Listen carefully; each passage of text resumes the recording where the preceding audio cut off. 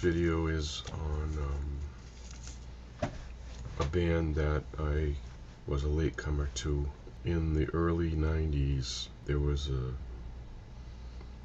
sound that was coming out of England called Shoegaze. As a guitarist, you look, for solo kind of oriented music.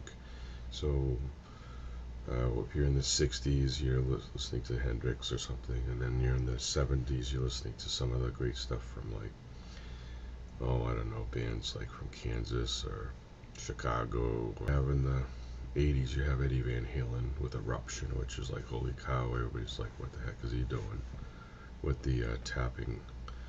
So why I mention that is because this is another form of utilizing the guitar, and not so much for solos, but for atmosphere. Now, music-wise, atmosphere usually was really provided by keyboards or organs, and to create kind of an atmosphere. And then not just that, but kind of get a big sound as opposed to a guitar, poppy kind of guitar sound. However, in shoegaze they utilize lots of pedals, and the guitar becomes almost like an organ, and it all of a sudden has layers and feedback and all these types of effects on it. And then you combine two guitars, and now you get a huge array of noise type or sound, a wall of sound, if you will. And so when I came across shoegaze as a songwriter, you get song structure. You got your verse melody, etc. You get chorus, and then maybe try to have a melodic hook somewheres, or you don't get like an atmospheric situation where that kind of draws you in. And this is what the case was with shoegaze with me. The way the chords change and the notes change within the chord structure is really amazing. And when you hear it, it's just, I was in awe for the first time, like in a while, when I first heard the sound. Like, what is this sound? Again, you're not looking for solos, the guitarist. But the sound created by the guitar, that it creates an atmosphere, and you get again dual guitars creating an even more atmospheric sound. Now, with that said, I want to just kind of rule out, I'm not into drugs. Some of the music came with drugs, not just, rock came with drugs, but this, house music was popular with drugs. But this particular, there's some drugs involved with the sound. I'm not analyzing the culture, but I'm analyzing this from a music point of view. In shoegaze, the vocals are set back a little bit, and so it's almost like the vocals blend in with the atmosphere, which is really unusual.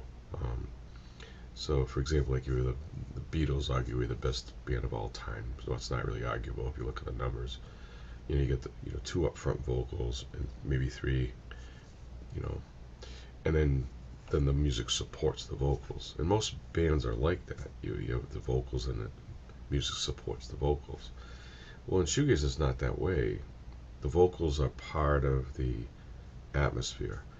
Almost like the melody of the vocals kind of takes you through the atmosphere. Also, this music tends to be very loud when it was played. I'm not into loud music. For those you don't know me, but my favorite is classical music. But the wall of sound and the chords are amazing. Now, some bands within shoegaze are very harsh and they that have that harsh sound. But there are some, like this particular song which I'm showcasing, that are just they're beautiful. And this song, if you listen to it, and they're the main writer is the guitarist, in this case with the glasses. He's the basic songwriter of the band, and he apparently has a classical background. But he kind of said in an interview that it's hard to write it like that again, because when you're a young writer, you're innocent. You have this innocence to you, and you can't capture it again. Once you're an adult, you're not innocent anymore. You lose it in a sense, because you become responsible essentially. But he talks about that innocence in his songwriting. When you hear the songs, like this song and Machine Gun, they have this really innocent sound to them, almost like a child walking through a park with leaves falling and just enjoying the day. It's amazing how he captures it. And it's like I've not ever heard before. Quick note on the copyright: this band is a little bit more popular, and I'm showcasing it in a sense because it's not mainstream at all whatsoever. But those who are into more alternative music are very familiar with this band, and they do have a fairly large following. They were at one point the biggest band in England, in the, I think, 91ish. So anyway, I'm trying to introduce the probably the one of the biggest songs they have, and those who are not familiar with shoegaze, this might be a good introduction. With this said, the Pitchfork Music Festival, the sound system is unbelievable. The sound engineer is tops, and this particular one I may actually have to remove because of possible copyright situation. So I'm preparing to remove it and find another particular video on YouTube. But this I thought was the best example to showcase.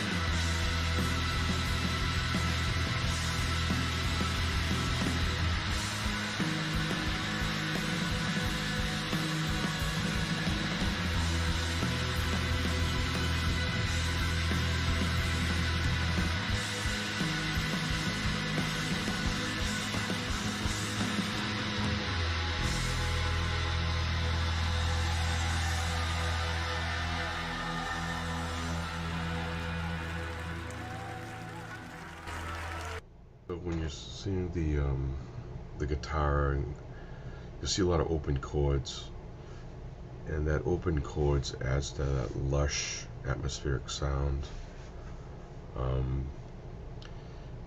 A commentator was commenting on this band, and in the beginning they were constantly looking at their pedals, because they'd have to switch from certain, guitar pedals on the floor, and they'd be looking down and clicking the different pedals, and so hence the writer maybe was thinking they were looking at their shoes, hence the whole shoegaze rhetoric. So that's that.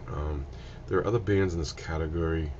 I may try to showcase them, but I thought this was probably the best one. It has an incredibly beautiful atmosphere, and the way the songwriter, the way he interweaves melodies amidst this wall of sound is I've never ever heard anybody do that. I think it might, in a sense, be way ahead of his time. Now you gotta understand, this was 1990s, and they just got together and doing a tour on 2014, and that itself was about 8 years ago. So pretty amazing.